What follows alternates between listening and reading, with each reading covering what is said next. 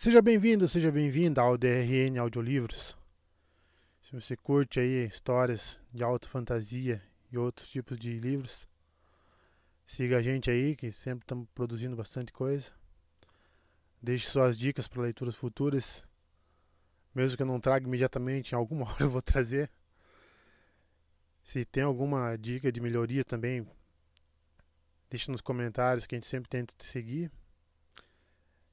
E que 2023 seja um ano melhor para todos nós. Não esqueça de curtir e deixar o like para dar uma força pra gente no canal também aí. E vamos mergulhar nas nossas aventuras. Capítulo 9. Emaranhados.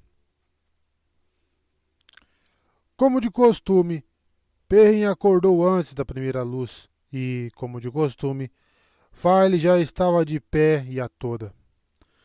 Quando queria, ela era capaz de fazer um rato parecer barulhento, e ele suspeitava que, mesmo que acordasse apenas uma hora depois de se deitar, ela ainda daria um jeito de se levantar primeiro.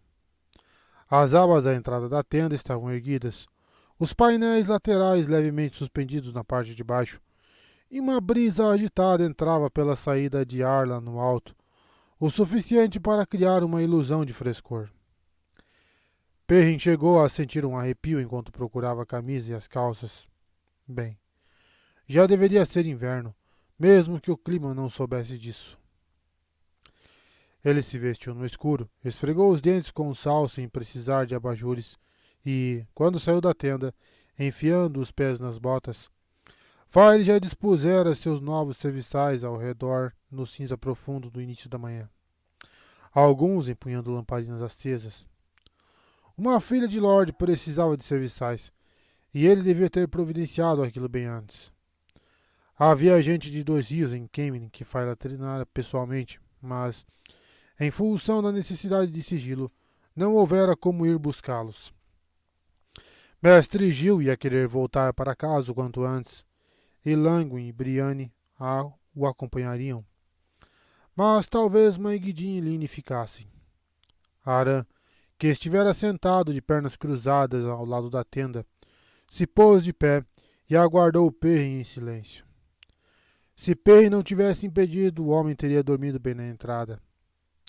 Naquela manhã, seu casaco era de listras vermelhas e brancas, embora a parte branca estivesse um tanto encardida e, mesmo ali, o cabo de espada em forma de cabeça de lobo se erguia por cima de seu ombro.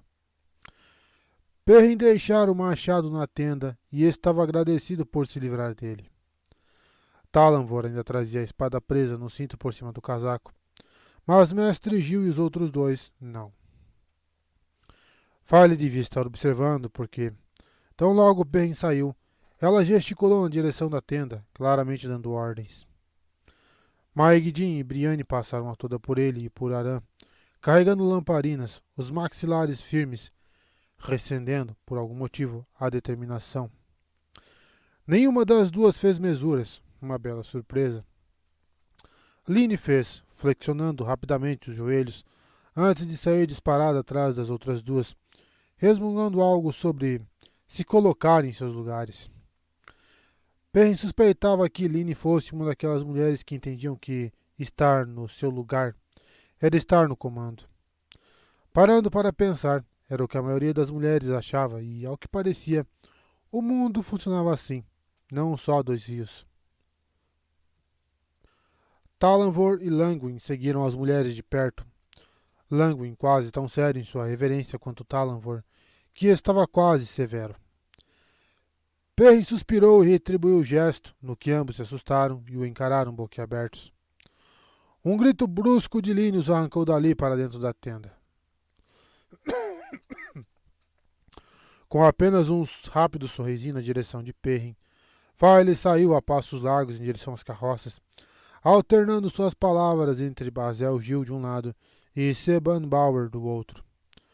Os dois homens estendiam lamparinas para lhe iluminar o caminho. Claro que 2 punhados daqueles idiotas os acompanharam a uma distância que lhes permitiria ouvir caso ela chamasse, pavoneando-se, alisando os cabos das espadas e olhando em volta naquela escuridão, como se esperassem um ataque ou torcessem para que isso acontecesse. Perrin alisou sua barba curta. Farley sempre arrumava trabalho para preencher suas horas, e ninguém tirava isso dela. Ninguém ousaria. Nos primeiros lampejos da alvorada ainda mal se mostravam no horizonte, mas os cairrianos já começavam a se agitar em volta das carroças e movendo-se mais depressa à medida que Farley se aproximava. Quando ela os alcançou, eles pareciam em trote, as lamparinas sacolejando e balançando na pouca luz. Os homens de Dois Rios, habituados a seus dias de fazendeiros, já preparavam o café da manhã, alguns gargalhando e fazendo algazarra em torno das fogueiras, outros resmungando, mas a maior parte dando conta do trabalho. Uns poucos tentavam permanecer sob os lençóis, mas eram postos para fora sem a menor cerimônia. Grade e Nialdi também já estavam de pé e, como sempre, se mantinham afastados dos demais. Duas sombras de casaco escuro em meio às árvores. Perry não se lembrava de tê-los visto sem aqueles casacos, sempre abotoados até o pescoço, sempre limpos e sem nenhum amarrotado quando raiava o dia, a despeito de como tivessem estado na noite anterior. Executando cada movimento em uníssono, a dupla praticava com a espada como fazia todas as manhãs. Era melhor que o treino noturno, quando se sentavam de pernas cruzadas, as mãos nos joelhos, e ficavam olhando para a distância para o nada. Nessas ocasiões, nunca aparentavam estar fazendo nada além disso. Mas não havia um único homem no acampamento que fizesse ideia de que eles estavam aprontando, e se mantinham o mais longe possível. Nem as donzelas passavam no campo visual dos dois. Perry ficou alerta ao se dar conta de que faltava alguma coisa. Farley sempre providenciava para que um dos homens logo desse a ele uma tigela do mingau grosso que faziam de jejum, mas naquele dia parecia que ela estava ocupada demais. Animando-se, ele foi depressa até uma das fogueiras, torcendo para que, daquela vez, pudesse ao menos se servir do próprio mingau. Uma pequena esperança. Flambastir, um sujeito magrelo com um furo no queixo, encontrou no meio do caminho e enfiou-lhe uma tigela entalhada nas mãos. Flan era da região de Colina da Vigília e Perry não o conhecia bem, mas os dois já tinham caçado juntos uma ou duas vezes e, em uma ocasião, Perry o ajudara a desatolar uma das vacas de seu pai em um charco da Floresta das Águas. Lady Farley mandou trazer para você, Perry, disse Flan nervoso. Você não vai contar para ela que eu esqueci, vai? Não vai contar, não é? Encontrei um pouco de mel e pus uma bela colherada. Perry tentou não suspirar. Ao menos Flan se lembrara do nome dele. Bem, talvez ele não conseguisse fazer por conta própria nem as tarefas mais simples, mas ainda era responsável pelos homens que comiam sob as árvores. Sem ele, todos ali estariam com suas famílias, preparando-se para os afazeres do dia na fazenda, ordenhando vacas e cortando lenha, em vez de ficarem se perguntando se teriam de matar ou se seriam mortos antes de o sol se pôr. Engolindo com pressa o mingau com mel, Perrin falou para Aran relaxar enquanto fazia sua refeição. Mas o homem parecia tão desolado que ele acabou cedendo, deixando Aran acompanhá-lo quando saiu para percorrer o acampamento. Perrin não gostava daquela jornada. Os homens baixavam as tigelas quando eles se aproximavam, ou até se punham de pé à sua passagem. Perrin trincava os dentes sempre que alguém com que ele crescera, ou pior ainda, que mandara nele quando ele era garoto, o chamava de Lord Perrin. Nem todos o faziam, mas muitos, muitos mesmo. Depois de certo tempo, ele, por puro cansaço, desistiu de mandá-los pararem, já que com bastante frequência a resposta era "Ah, como quiser, Lord Perrin." Era de fazer qualquer um perder a cabeça. Apesar disso, ele se forçava a parar para dar uma ou duas palavrinhas com todos os homens. Principalmente, porém, mantinha os olhos bem abertos. E as narinas. Todos sabiam muito bem que deviam manter seus arcos bem tratados e cuidar das plumas e das pontas das flechas. Mas alguns gastavam todo o solado das botas ou fundilho das calças, sem nem se darem conta, ou deixavam bolhas inflamarem, por não se darem ao trabalho de tratá-las. Vários nutriam o hábito de comprar conhaque sempre que podiam, e 2 ou 3 desses não tinham a menor resistência para a bebida. Na véspera de chegarem a Betal, eles haviam passado por um pequeno vilarejo que possuía nada menos que 3 estalagens. Era muito estranho. Ouvir da senhora Lujan ou da sua mãe que ele precisava de botas novas ou remendar as calças sempre fora embaraçoso. E ele tinha certeza de que se irritaria da mesma forma que se escutasse isso de qualquer pessoa. Mas, a começar pelo velho e grisalho John Jimbaran, passando por todos os demais, os homens de 2 rios só faziam dizer: ora, é verdade, Lord Payne, vou já providenciar isso. Ou algo do tipo. Ele flagrava alguns sorrindo um para o outro logo depois que seguia em frente. E todos recediam a contentamento. Quando ele arrancou um jarro de conhaque de pera dos alforjes de Jory Congar, um sujeito magricelo que comia o dobro de qualquer homem e que sempre aparentava estar há uma semana sem se alimentar. Jory atirava bem com o arco, mas, se tivesse a chance, bebia até não aguentar mais, sem falar em seus dedos leves. Tá parecendo parça do serviço. O sujeito arregalou os olhos e estendeu as mãos como se não soubesse de onde já tinha vindo o jarro. Mas, quando ele se afastou, esvaziando o conhaque no chão, Jory gargalhou e disse que nada escapa ao Lord Perry. O camarada parecia orgulhoso. Por vezes, Perry achava que era a única pessoa sã que ainda estava ali. E ele percebeu uma outra coisa. Todos eles, sem exceção, pareciam muito interessados no que ele não dizia. Todos os homens lançavam olhares na direção dos 2 estandartes que, vez ou outra, panejavam no alto dos postes a qualquer breve sopro de vento. A cabeça de lobo vermelha e a águia vermelha. Todos olhavam para os estandartes e depois para ele, esperando a ordem que Perrin dera a cada ocasião em que aquelas coisas foram desfraldadas desde que eles haviam chegado a Guialdan.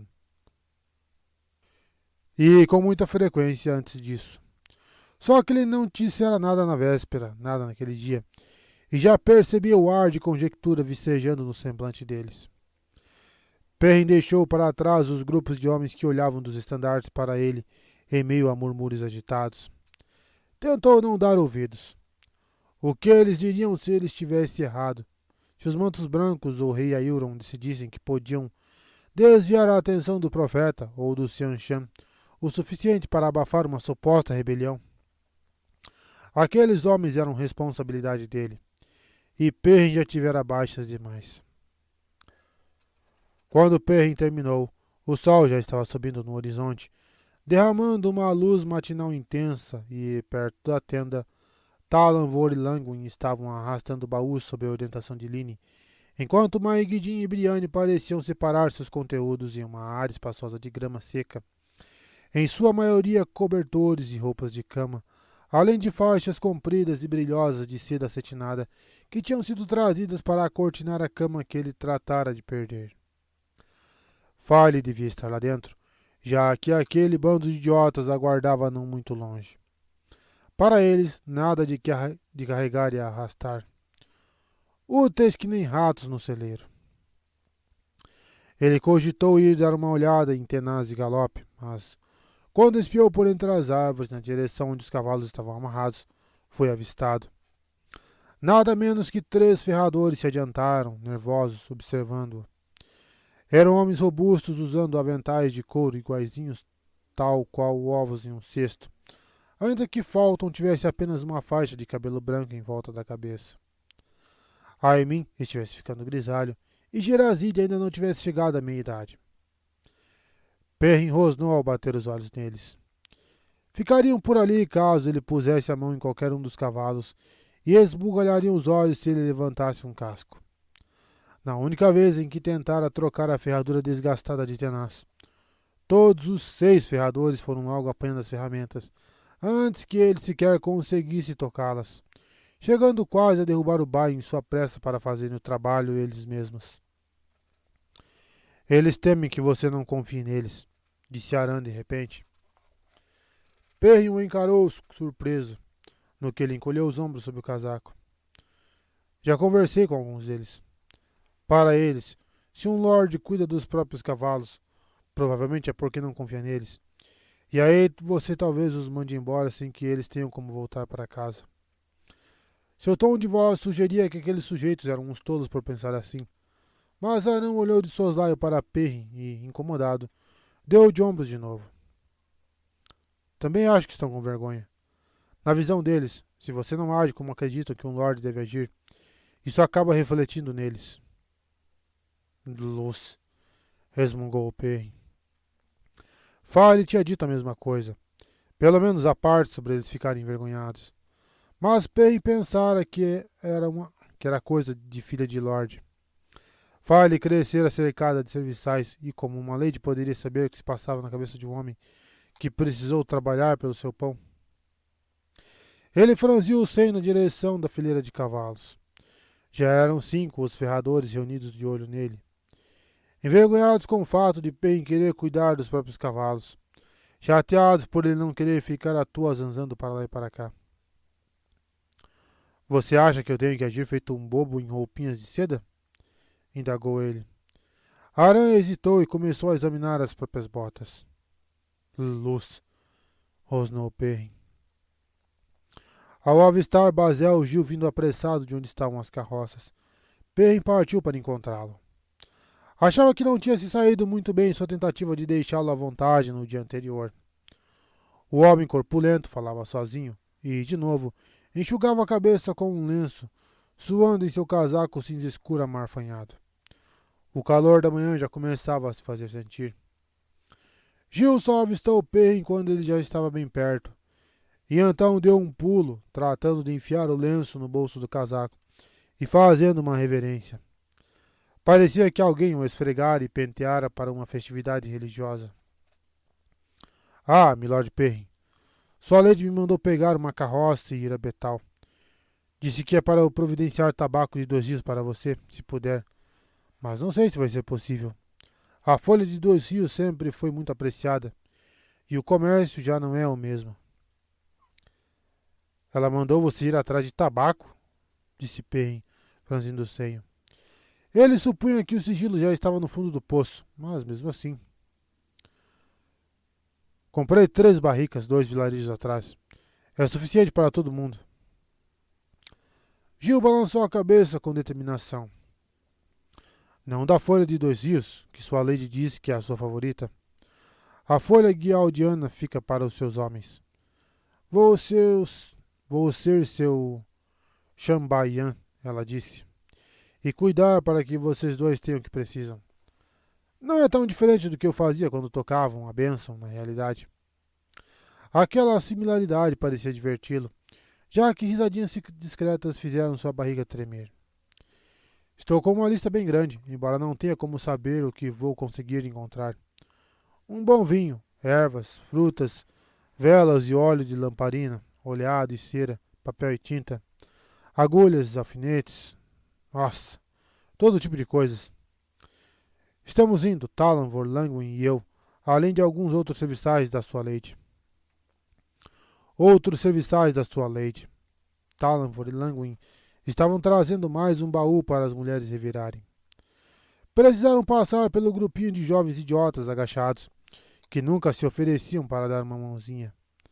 Na verdade, os folgados os ignoravam por completo. Fique de olho nesse pessoal, advertiu Perrin. Se um deles resolver fazer confusão, caso sequer pareça que vai fazer, mande Langwin rachar a cabeça dele. E se fosse uma das mulheres? A probabilidade era a mesma, talvez até maior. Perrin soltou um grunhido. Os serviçais de File ainda iam acabar com ele. Pena ela não se satisfazer com tipos como o Mestre Gil e Maegidin. Você não citou Bauer. Ele decidiu ir seguir sozinho? Naquele exato instante, uma mudança na direção da brisa trouxe o cheiro de Bauer. Um cheiro alerta muitíssimo antagônico à aparência quase entediada do sujeito. Mesmo para alguém tão franzino, Bauer fazia surpreendentemente pouco barulho ao pisar nas folhas secas.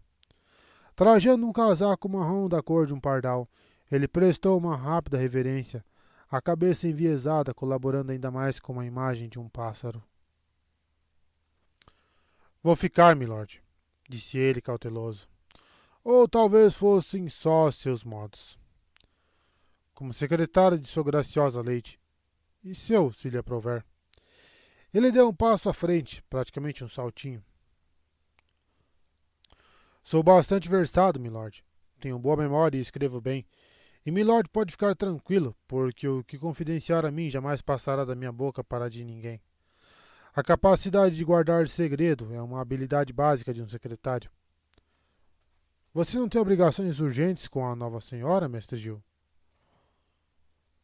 Gil franziu o senho para Bauer, abriu a boca e então fechou-a com um estalo.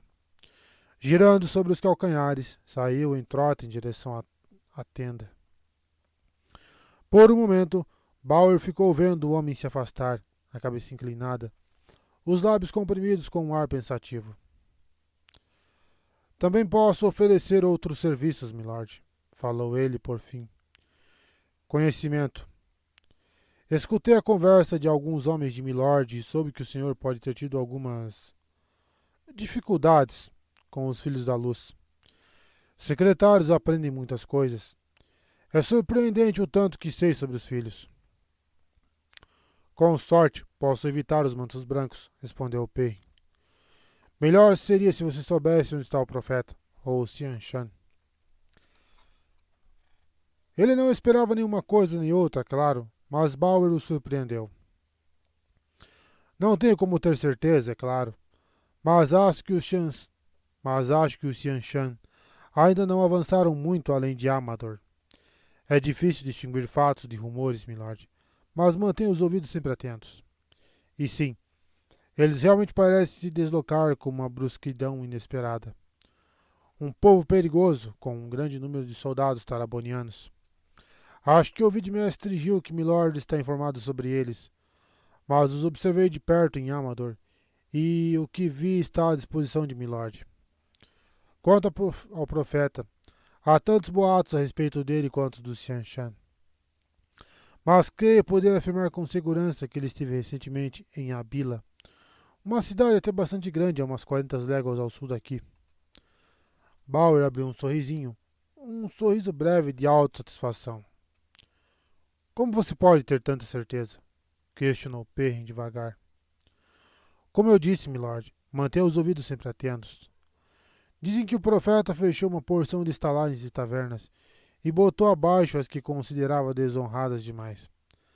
Várias foram mencionadas e, por acaso, sei que há estalagens com esses nomes em Abila. Acho pouco provável que outras cidades tenham estalagem com os mesmos nomes. Ele abriu um sorrisinho.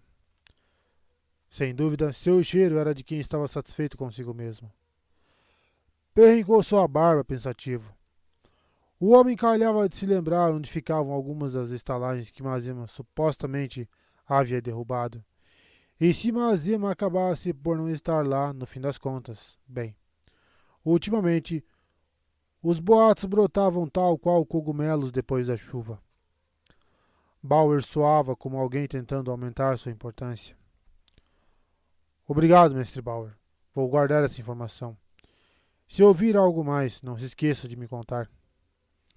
Quando Perrin já se virava para se afastar, o homem segurou-o pela manga.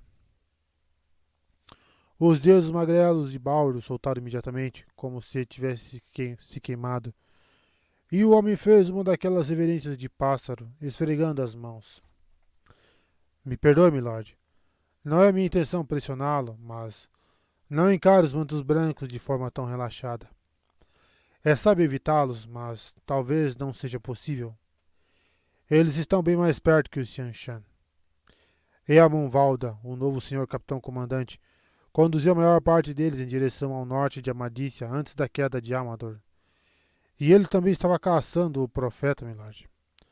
Valda é um homem perigoso, e Radan Azunawa, o grande inquisidor, faz Valda parecer até simpático.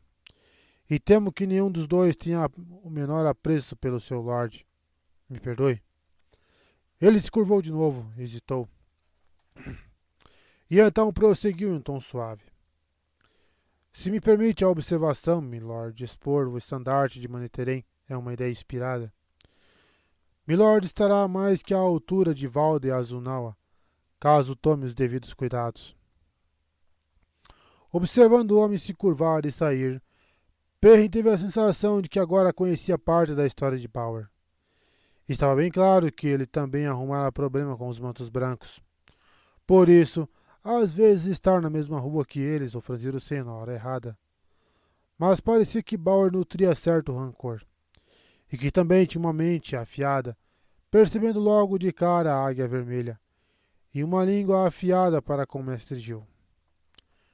Gil estava ajoelhado ao lado de Maegidin, falando rápido, apesar dos esforços de Line para calá-lo. Maegidin se virara para fitar Bauer enquanto o sujeito passava apressado por entre as árvores em direção às carroças, mas agora seu olhar se voltou para Perrin. Os demais se amontoavam em volta dela, ora olhando para Bauer, ora para Perrin. Nunca tinha visto um grupo mais obviamente preocupado com o que a outra pessoa dissera. Mas o que eles temiam tanto que Perrin tivesse descoberto? Calúnias, provavelmente. Histórias de ressentimentos e maldades, reais ou imaginadas. A tendência de pessoas combinadas juntas era começar a se bicar. Se fosse esse o caso, talvez ele conseguisse pôr um freio antes que alguém viesse a derramar sangue. Talanvor já estava acariciando de novo o cabo da espada. O que será que File pretendia fazer com aquele camarada? Aram, quero que você vá conversar com Talanvor e com aquele pessoal. Conte para eles o que Bauer disse. Vá soltando pelo meio da conversa, mas conte tudo. Aquilo deveria atenuar o medo de fofoca. File dizia que era preciso fazer serviçais se sentir em casa. Se der, faça amizade com eles, Aram. Mas se você decidir se engraçar por uma das mulheres, é bom que seja Aline. As outras duas já têm dono. O homem tinha uma lábia fácil quando se tratava de qualquer mulher bonita, mas deu um jeito de parecer igualmente surpreso e ofendido. Como quiser, Lord Perrin, resmungou ele, amuado. Volto daqui a pouco. Estarei com Azael. Aran hesitou. Ah, sim. Bem, talvez demore um pouco, se é para eu tentar fazer amizade com eles. Para mim, eles não parecem muito inclinados a querer amigos. Isso vindo de um sujeito que olhava desconfiado para qualquer um que chegasse perto de Perrin, exceto File, e que nunca sorria para ninguém que não estivesse usando saia. De qualquer maneira, ele seguiu em frente e se agachou perto de Gil e dos demais. Mesmo à distância, a retração de todos estava bem clara. Continuaram trabalhando, dirigindo apenas uma ou outra palavra a Aran, e se entreolhavam com a mesma frequência com que olhavam para ele. Irrequietos, feito codornas no verão, quando as raposas ensinam os filhotes a caçar. Mas pelo menos estavam conversando. Perrin ficou se perguntando o que Aran teria aprontado para Azael. Parecia não ter havido tempo para isso. Mas não se deteve muito na questão. Qualquer problema sério com um Aiel costumava significar morte, e não a do Aiel. Na verdade, ele nem fazia tanta questão assim de ir encontrar as sábias. Perrin contornou a curva da colina, mas, em vez de escalar a encosta, seus pés o levaram até onde estavam os manhenenses. Também mantivera a distância do acampamento deles, e não somente por causa de Bererém. Ter um olfato aguçado demais tinha lá suas desvantagens. Felizmente, uma brisa refrescante levava embora a maior parte do mau cheiro, embora ajudasse pouco em relação ao calor. O suor escorria pelos rostos dos sentinelas a cavalo trajando suas armaduras vermelhas. Assim que o viram, sentaram-se ainda mais rijos nas celas, o que não era pouca coisa. Se os homens de Dorrios cavalgavam feito amigos saindo para os campos, os manhenenses, em geral, pareciam estátuas equestres. Mas eram bons de briga. Quisera a luz que não fosse necessário. Ravien Nureli se aproximou correndo, abotoando o casaco, antes que Perrin tivesse passado pelos sentinelas. Mais uns 10 oficiais vieram correndo logo atrás de Nureli, todos encasacados e alguns apertando as correias dos peitorais vermelhos. 2 ou 3 traziam elmos com finas plumas vermelhas enfiadas debaixo do braço. A maioria era alguns anos mais velha que Nureli, uns com o dobro da sua idade, homens grisalhos de rostos duros e cheios de cicatrizes. Mas a recompensa de Nureli por ter ajudado a resgatar Randy havia sido sua nomeação como braço direito de Galene, seu primeiro-tenente, como eles diziam. A primeira ainda não voltou, Lord Perrin, informou Nureli, fazendo uma reverência que foi repetida pelos demais. Alto e esbelto, já não parecia tão jovem quanto aparentara antes dos postos de Dumai. Havia algo cortante em seus olhos, que já tinham visto mais sangue que a maioria dos veteranos de 20 batalhas. Mas, se seu semblante estava mais duro, seu cheiro ainda exibia uma ânsia por agradar. Para Javier e Nureli, Perrin Eibar era um homem que podia voar ou caminhar sobre a água como bem entendesse. As patrulhas da manhã que já retornaram não viram nada. Do contrário, eu teria informado. Claro, disse Perrin. Eu só queria dar uma olhadinha por aí. O que ele queria era simplesmente dar uma volta até conseguir juntar coragem para encarar as sábias.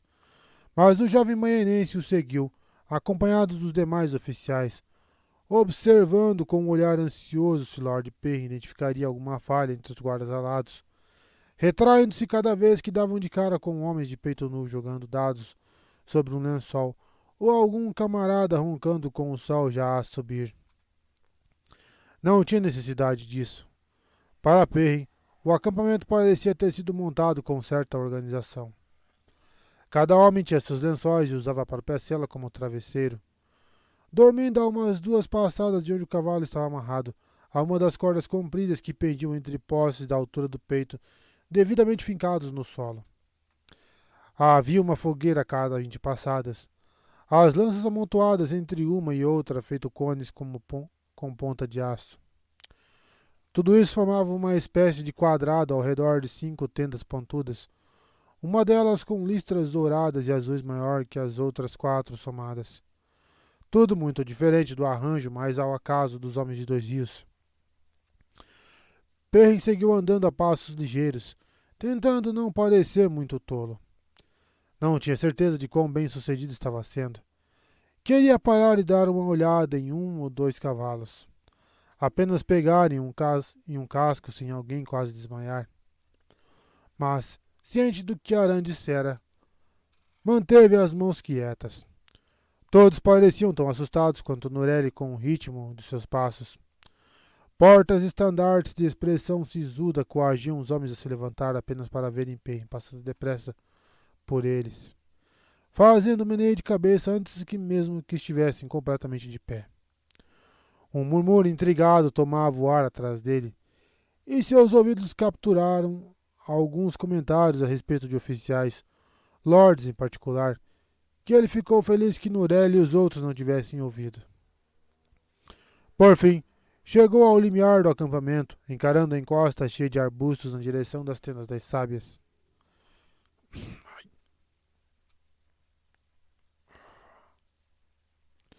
Só se viam umas poucas donzelas e minhas árvores esparsas lá no alto, além de alguns Gaishain.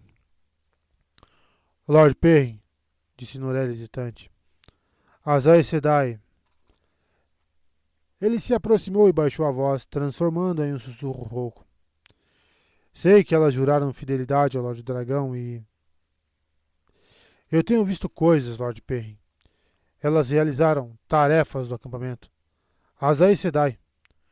Hoje de manhã, Mazur e Sionid desceram para buscar água. E ontem, depois que o senhor voltou... Ontem pensei ter ouvido alguém lá em cima, aos gritos. Não podia ter sido uma das irmãs, é claro, acrescentou ele logo, e até gargalhou para demonstrar quão ridícula era a ideia. Uma risada bem segura. O senhor vai lá ver se está tudo bem com elas? O homem já partira para cima de 40.000 Shaido, liderando 200 lanceiros. Mas falar sobre aquilo deixara encolhendo os ombros e remexendo os pés. Claro que ele só partira para cima de 40.000 Shaido, porque uma Aes Sedai assim ordenara. Vou fazer o possível, resmungou Perrin. Talvez a situação estivesse pior do que ele imaginara. Àquela altura, era preciso evitar que a azedasse ainda mais, se possível. Ele preferia encarar os Shaido de novo. Norelia sentiu como se Perrin lhe tivesse prometido tudo o que ele pediu e mais. Então tudo bem, disse ele, aparentando alívio. Dando olhadelas de soslaio para Perrin, criou coragem para falar sobre outro assunto, mas que não parecia tão delicado quanto as Aes Sedai. Sobre o que você deixou a Águia Vermelha continuar lá. Perrin quase pulou de susto. Mesmo que se tratasse apenas do outro lado da colina, as notícias tinham corrido rápido. Me pareceu certo, falou ele devagar. Berelen teria de saber a verdade e, no entanto, se gente demais soubesse, a verdade se espalharia a partir do vilarejo seguinte, da fazenda seguinte por qual passassem. Tudo isso aqui fazia parte de Manetheren, prosseguiu ele, como se Nureli não soubesse perfeitamente daquilo. A verdade. Ele chegara ao ponto de conseguir manipular a verdade feito uma Aes Sedai, e para homens que estavam do lado dele. Não é a primeira vez que essa bandeira é erguida por aqui, eu garanto. Mas nenhum daqueles outros camaradas tinha o apoio do dragão renascido. E se aquilo não plantasse as sementes certas, então ele não sabia arar um sulco. De repente, Perrin se deu conta de que até o último dos guardas alados parecia estar de olho dele nos oficiais. Sem dúvida se perguntavam o que ele estaria dizendo depois de ter praticamente passado correndo. O velho soldado magro e quase careca que Galine chamava de ladrão de cachorros tinha saído para ver, além das criadas de Berelen, um par de mulheres rechonchudas de rostos comuns com trajes que combinavam com a tenda de sua senhora. Perrin nunca tinha visto aquilo, mas sabia que precisava fazer algum tipo de elogio. Levantando a voz para ser ouvido, o suficiente para ser ouvido, disse: Os guardas alados encherão uma N de orgulho se algum dia tivermos de enfrentar algo como os poços de Dumai de novo. Essas foram as primeiras palavras que lhe vieram à mente, mas ele se retraiu todo ao pronunciá-las. Para seu choque, ouviu-se imediatamente uma gritaria em meio aos soldados, que bradaram Perrin olhos dourados e Mayene com olhos dourados e olhos dourados e Manetheren. Homens dançaram e brincaram, alguns chegando a apanhar lanças na pilha para sacudi-las de modo que as flâmulas vermelhas ondulassem na brilha que soprava. Porta-estandarte grisalhos os observavam com os braços cruzados, assentindo em aprovação. Nureli estampava um sorriso, e não só ele. Oficiais com mechas grisalhas no cabelo e cicatrizes no rosto riam feito meninos que receberam elogios por fazer a lição. Luz. Perrin era o único que restava. Ele rezava para não ter que ver nunca mais outra batalha. Perguntando-se até que ponto aquilo causaria problemas com Berelen, ele se despediu de Nureli e dos outros e partiu colina acima por entre os arbustos mortos ou em vias de morrer, nenhum que lhe chegasse à cintura. A grama marrom estalava debaixo das botas. Os gritos ainda tomavam conta do acampamento maienense.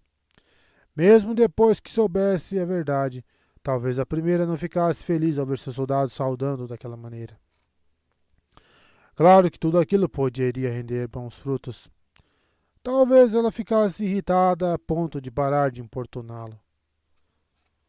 Pouco antes do cume, Perrin fez uma pausa, ouvindo os vivas finalmente se dissiparem. Ali, ninguém ia saudá-lo. Todas as abas das baixas tendas marrons acinzentadas das sábias estavam abaixadas, encerrando-as em seu interior. Só umas poucas donzelas estavam à vista, agachadas tranquilamente sobre os calcanhares, debaixo de uma folha de couro onde se via traços de verde. As mulheres o encararam com curiosidade. Suas mãos se moviam rápido, com aquele jeito de falar por sinais que elas usavam entre si. Depois de alguns instantes, Sulin se levantou, agitou a pesada faca que trazia no cinto e foi andando a passos largos na direção dele. Uma mulher alta e esguia, com uma cicatriz rosada lhe rasgando a bochecha bronzeada. Ela deu uma olhadela lá para baixo, para o caminho por onde ele tinha vindo, e pareceu aliviada por Perrin estar sozinho, embora, em se tratando de Uzziel, sempre fosse difícil ter certeza. Isso é bom, Perrin Aibara, disse ela baixinho. As sábias não têm andado muito contentes por você obrigá-las a ir lhe procurar. Só um tolo desagrada as sábias, e eu nunca o enxerguei como um tolo. Perrin esfregou a barba. Vinha se mantendo o mais longe possível das sábias e das Aes Sedai, mas não tivera a intenção de forçá-las a procurá-lo. Só achava a companhia daquelas mulheres desconfortável, para dizer o mínimo. Bem, preciso falar com Edarra, disse ele. É sobre as Aes Sedai. Talvez eu tenha me enganado, afinal, rebateu Sulin em um tom seco. Mas vou falar com ela. Ela parou no ato de se virar. Me diga uma coisa. Terry Winter e Furin Al-Har são os próximos de Seonid e Traigan, feito irmãos primeiros como irmã primeira. Ela não gosta de homens como homens. Só que eles se ofereceram para cumprir a punição dela. Como puderam envergonhá-la a esse ponto? Perrin abriu a boca, mas não falou nada.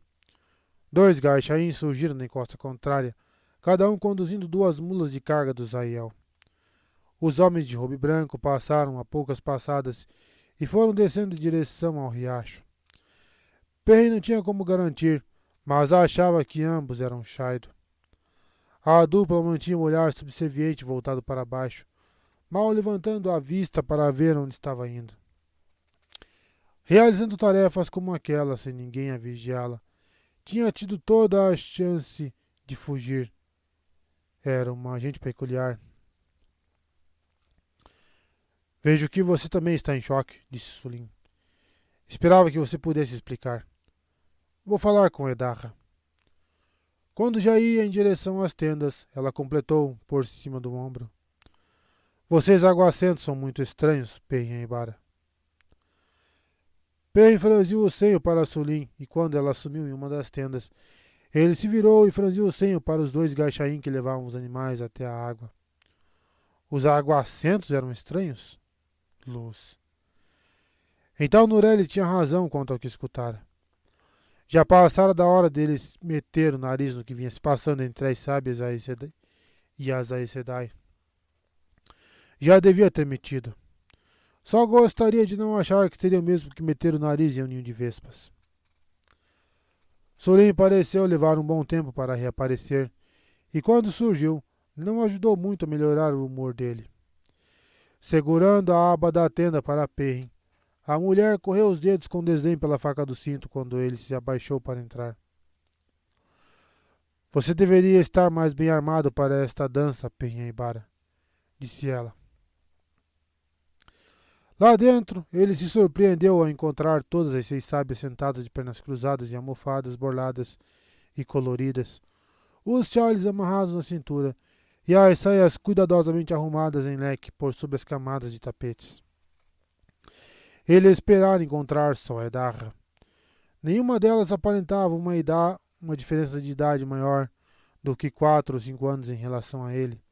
Algumas nem isso, mas de alguma forma elas sempre o faziam se sentir diante das integrantes mais idosas do círculo das mulheres, aquelas que haviam passado anos aprendendo a farejar qualquer coisa que quisessem esconder delas. Discernir o cheiro de uma do da outra era praticamente impossível, mas ele mal precisava. Os 6 pares de olhos não desgrudaram dele, dos olhos azuis celestes de Janina aos olhos violetas crepuscular de Marlene, sem falhar no olhar verde afiado de Nevarim. Cada um daqueles olhos poderia ser um espeto. Edarra fez um gesto brusco para que Perrin se sentasse, o que ele fez com gratidão, apesar disso colocá-lo diante de todas elas no semicírculo. Talvez as sábias tivessem projetado aquelas tendas para fazer os homens quebrarem o pescoço tentando ficar de pé. Estranhamente, estava um pouco mais fresco no interior obscurecido da tenda, mas mesmo assim ele se sentia suando. Podia até não conseguir discernir uma da outra, mas aquelas mulheres cheiravam a lobas estudando uma cabra amarrada. Um garchaim de rosto quadrado, bem mais alto que ele, se ajoelhou para oferecer um copo dourado de ponche escuro de vinho e uma bandeja de prata elaborada. As sábias já empunhavam diferentes copos e cálices prateados, sem terem certeza do que significava estarem lhe oferecendo um dourado. Talvez nada, mas se tratando do Zaiel, quem poderia saber? Perrin o pegou com cuidado. O aroma era de ameixas. O sujeito fez uma mesura suficientemente humilde quando Edarra bateu palmas e se curvou para sair da tenda de costas, mas aquele talho ainda não cicatrizado que lhe descia pelo rosto duro só podia ser oriundo dos poços de Dumai. Agora que você está aqui, começou Edarra assim que a ábia da tenda abaixou atrás do Gaixaim. Vamos explicar de novo por que deve matar um homem chamado Mazema Dagar. Não devíamos precisar explicar mais uma vez, disse Delora. Seu cabelo e seus olhos eram quase do mesmo tom dos de Maegidin, mas ninguém chamaria aquele rosto esquelético de bonito. Seus modos eram gélidos. Esse Mazema Dagar é um perigo para o Caracarne. Ele deve morrer. As andarilhas dos sonhos nos contaram, Perrin Ibara. Carelli, sem dúvida, era bonita e, apesar de seu cabelo afogueado e seus olhos penetrantes a fazerem parecer geniosa, estava sempre serena. Para uma sábia. E com certeza não era mansa. Elas já interpretaram o sonho. O homem deve morrer. Perrin tomou um gole de ponche de ameixa para ganhar alguns instantes. De alguma forma, a bebida estava fresca. Era sempre assim com elas. Rand não mencionara nenhuma alerta das andarilhas dos sonhos.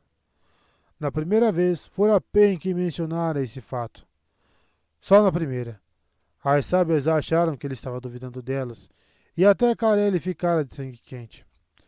Não que Perrin achasse que elas fossem mentir. Não exatamente. Nunca as pegaram mentindo, pelo menos.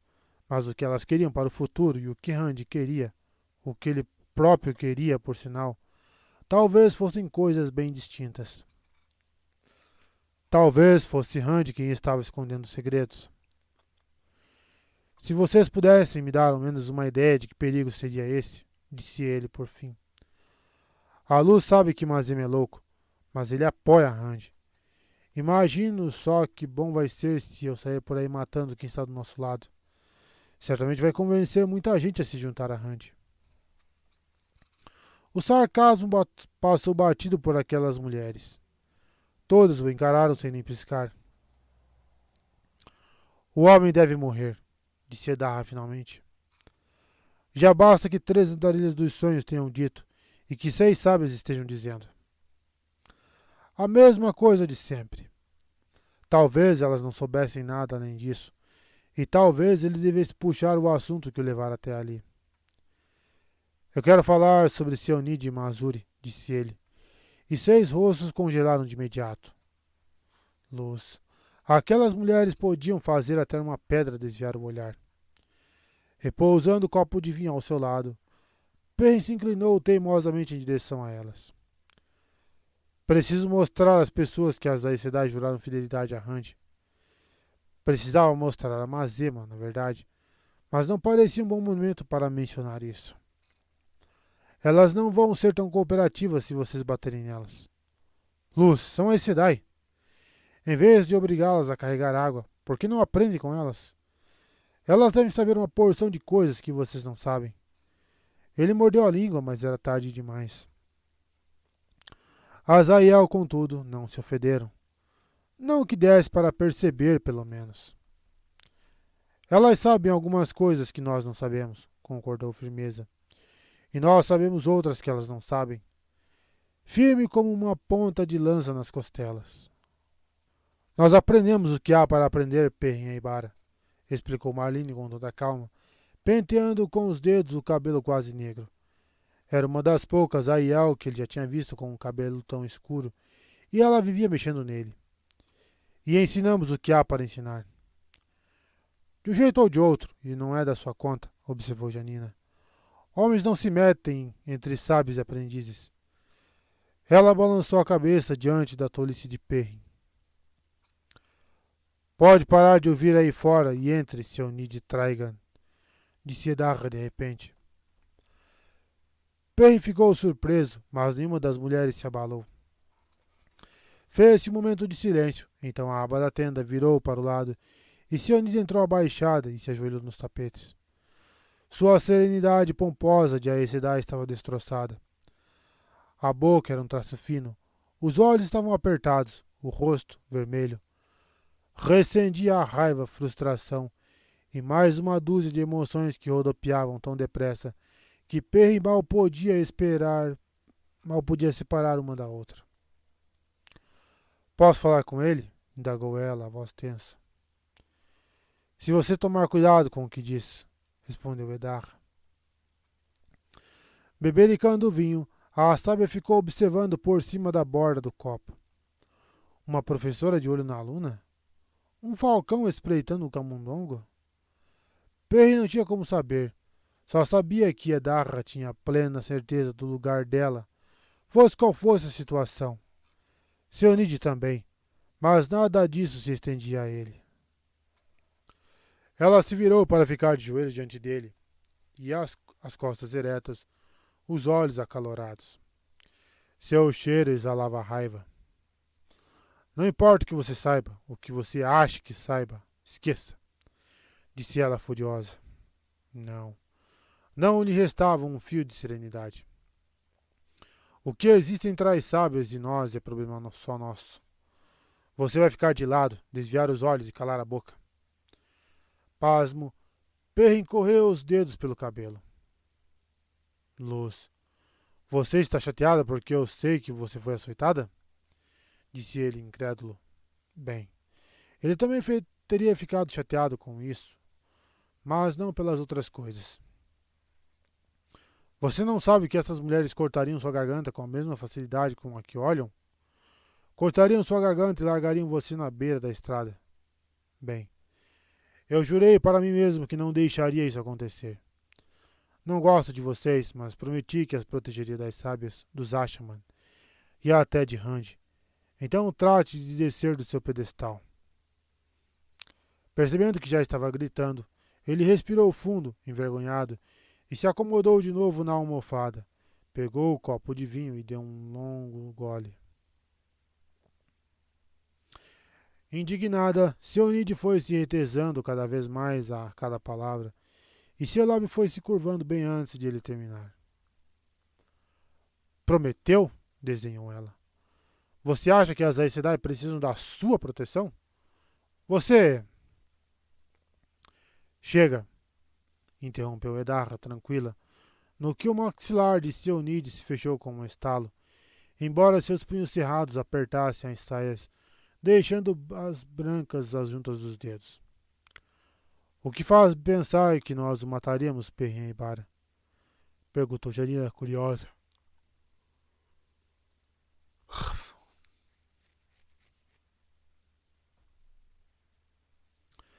Era raro os Aiel deixarem transparecer algo em seu semblante, mas as outras estavam de senho franzido ou com olhares de incredulidade.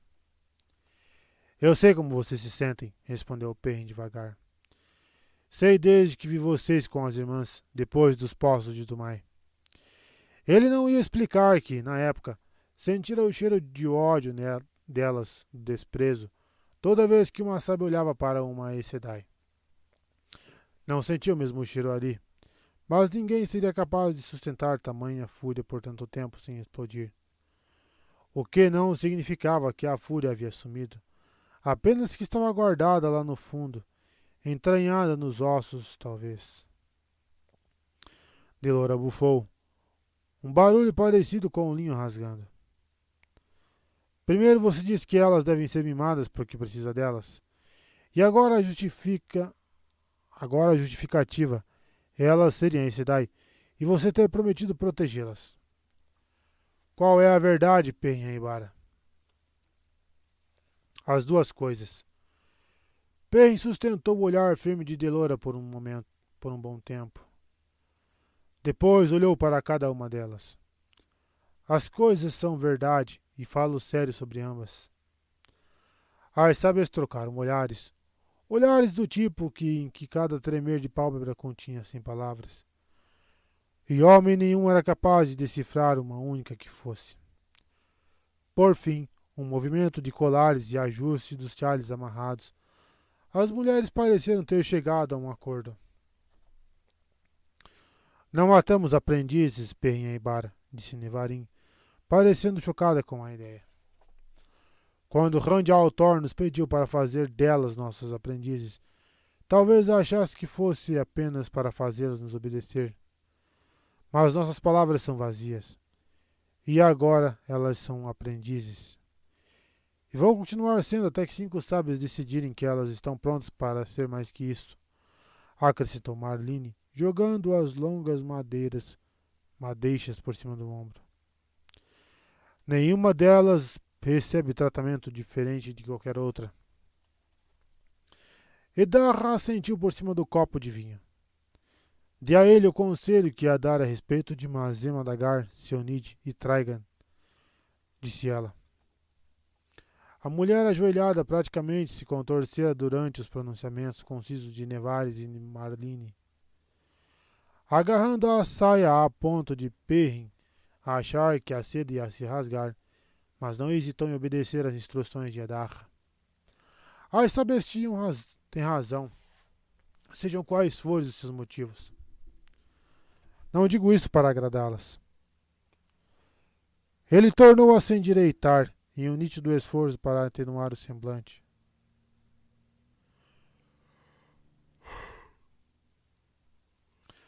Ainda se notava, contudo, um quê acalorado em sua voz. Viu o trabalho de ditos devotos do dragão antes mesmo de conhecer Rand al'Thor. Morte, destruição e sem nenhum propósito. Até um cão fiel precisa ser abatido se sua boca começar a espumar. Sangue e cinzas, grunhou Perrin. Depois disso, como posso permitir que vocês botem os olhos nesse homem? Vocês juraram fidelidade a Rand. Sabem que não é isso que ele quer. Aconteça o que aconteceu com milhares vão morrer se vocês fracassar. Luz. Se Mazuri também concordasse, ela não teria servido nada ele ter aguentado as Aes Sedai e as sábias. Não, pior. O que ele teria lhe O que ele teria de proteger Mazema delas. Mazuri sabe tanto quanto eu que Mazema é um cão raivoso, respondeu Sionid, quando ele lhe fez a pergunta.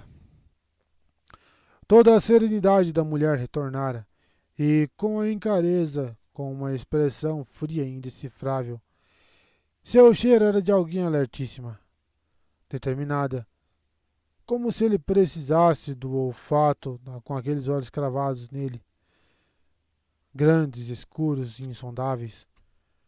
Journey chegou ao dragão renascido. Nossa.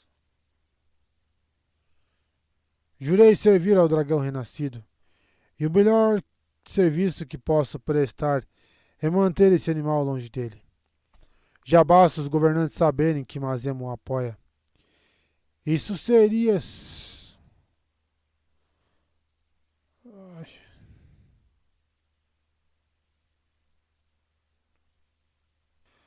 Pior seria se o vissem abraçando o sujeito. E milhares vão morrer se você fracassar, se não se aproximar o suficiente de Mazema para matá-lo. Perrin sentiu a cabeça girando. Uma vez mais, uma Aes Sedai manipulava as palavras sem o menor esforço, fazendo parecer ter dito preto quando queria dizer branco. Em seguida, as sábias fizeram seus acréscimos. Mazuri Sokal acredita que o cão raivoso pode ser encoleirado e amarrado para ser usado com segurança, disse Nevarim com toda a calma. Por alguns instantes, Seu Nid pareceu tão surpresa quanto Perrin, mas logo se desfez. Por fora, pelo menos. Pelo menos por fora. De repente seu cheiro expressava cautela, como se pressentisse uma armadilha onde antes não esperara. Ele também quer pôr um cabresto em você, Perrin. Ela também quer pôr um cabresto em você, Perrin Aibara, completou Carelli em um tom ainda mais casual. Ela acha que você também deve ser amarrado para não ser perigoso. Nada em seu rosto sardento indicava que ela estava de acordo com aquilo. Desculpa, pessoal, tá batendo uma soneira pesada.